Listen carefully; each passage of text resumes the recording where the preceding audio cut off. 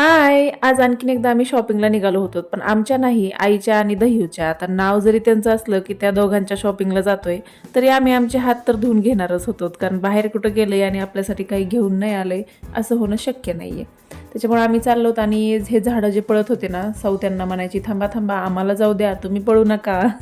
नंतर सोलापूरमध्ये पोहोचलो आणि दह्यूसाठी थोडीशी शॉपिंग केली. परत पॅन्टलून्समध्ये गेलो आणि पॅन्टलून्समध्ये ना सानू हरवली होती. आता ती कुठं हरवली होती हे मी तुम्हाला लाँग व्हिडिओमध्ये सांगितलंय, त्याच्यामुळे तो व्हिडिओ नक्की चेकआउट करा.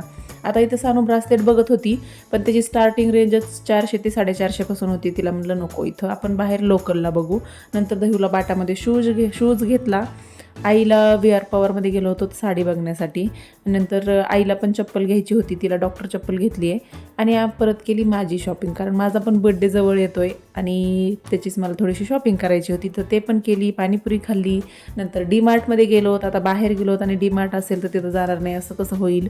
DMartमधली सगळी शॉपिंग केली आणि नंतर जेवण केलं आणि घरी आलोत. चला बाय, भेटू पुढच्या ब्लॉगमध्ये.